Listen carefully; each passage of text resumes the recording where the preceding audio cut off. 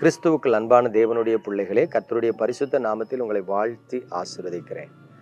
இன்றைக்கும் நம்முடைய தியானத்திற்கு ஆதாரமாக ரோமருக்கு எழுதின நிருபம் 9ஆம் அதிகாரம் 33ஆம் வசனத்தை பாருங்கள்.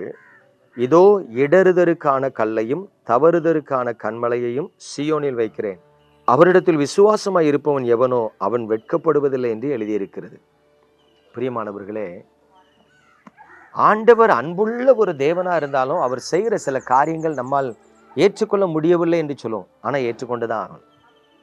ஆண்டவர் என்ன சொல்றார் பாருங்க, இடறுதலுக்கு ஏதுவான ஒரு கல்லை நான் சீயோனில் வைக்கிறேன் அப்படிங்கிறார்.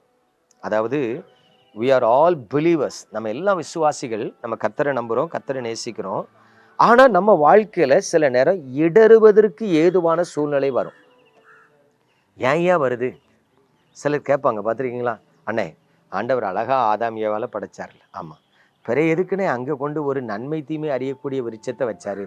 ஆண்டவர் அதை வைக்காம இருந்தா ஆதாம் வஞ்சிக்கப்பட்டிருக்க மாட்டான்ல? ஆமா, வஞ்சிக்கப்பட மாட்டான். அப்போ ஆண்டவர் தானே தப்பு செய்யறாரு அப்படிமாங்க. ஆண்டவர் தப்பு செய்யறாரு, அவரு டெஸ்ட் பண்றாரு. நான் உன் கூட இருக்கேன், உன் பிள்ளையா இருக்கேன், நீ என் வார்த்தை கீழ்ப்படி, நீ வேலை செய்யாமல் சாப்பிடலாம், நல்லா சந்தோஷமா இருக்கலாம், உனக்கு அருமையான மனைவி தந்திருக்கிறேன், அழகான தோட்டத்தை தந்திருக்கேன், உனக்கு என்ன வேணும்? ஜாலியா இரு. இந்த நடுவில் இருக்கிற நன்மை தீமை விருட்சத்துக்கு ஏதுவான கனியை மட்டும் சாப்பிடாத. சாப்பிடாம இருந்தானே, அவர் வச்சதுனால தானே சாப்பிட்டான். ஆமா, அதான் இடறுதலுக்கு ஏதுவான ஒரு கல். இதே மாதிரி தான் நம்ம வாழ்க்கையிலையும் ஆண்டவர் ஒரு இடறுதலுக்கு ஏதுவான காரியத்தை வச்சிருப்பாரு. நம்ம ரட்சிக்கப்பட்டது உண்மை, அபிஷேகம் பெற்றது உண்மை, கர்த்தரை தேடுறது உண்மை, காணிக்கை கொடுக்கறது உண்மை, ஆலயத்துக்கு போறது உண்மை, ஆராதிக்கிறது உண்மை, பரிசுத்தமா வாழணும்னு ஆசைப்படுகிறது உண்மை. ஆனாலும் நம்ம மனசு எதுல தடுமாடுமோ தள்ளாடுமோ அப்படி ஒரு இடறுதுக்கு ஏதுவான கல்லை நம்ம வாழ்க்கையில ஆண்டவர் வைப்பார். ஒருத்தன் இச்சையில தடுமாறுவான்னு வைங்களா, அவனுக்கு கல்யாணம் எல்லாம் முடிஞ்சிருக்கும், பிள்ளைகள்லாம் இருப்பாங்க. ஆனா ரோட்ல போகும்போது பாத்தீங்க, அவ்வளோ பியூட்டிஃபுல்லா அப்படி பார்க்குற மாதிரி ஒரு பொண்ணு வருவா. இவன் யோசிப்பான், கொஞ்சம் பிந்தி கல்யாணம் பண்ணியிருக்கலாமோ, இந்த பிள்ளையை கட்டியிருக்கலாமே, என்னமோ இவன் பிந்தி கல்யாணம் கட்டினா அந்த பொண்ணை அவனுக்கு கட்டி கொடுக்குற மாதிரி நினைப்பான். பார்த்துருக்கீங்களா? இப்போ இதுதான் ஆவிக்குரிய வாழ்க்கையில தேவன் ஒவ்வொரு விசுவாசிகளுக்கும் வைக்கிற ஒரு டெஸ்ட். ஒரு குடிகாரனுக்கு குடியை விட்டு 10 வருஷம் ஆயிட்டுமா, அப்படி டாஸ்மார்க்கை கடந்து போகும்போது பார்த்தீங்கன்னா 150 பேர் நிற்பான். குடிகார போயிடுவேன், எப்படி நிற்கானோ பத்தியா அப்படிமா. பிறகு தாண்டி பண்ணணும்னு சொல்லுவான். ஒரு நாள் நானும் அங்கே நின்னேம்மா, இன்னும் கொஞ்சம் தாண்டி பண்ணணும்னு சொல்லுவான். அப்பெல்லாம் குடிக்கும்போது எப்படி இருக்கும் தெரியுமாம்பா. அப்படியே அந்த இருதயம் டாஸ்மாக்குள்ளே போயிடும். பார்த்துருக்கீங்களா?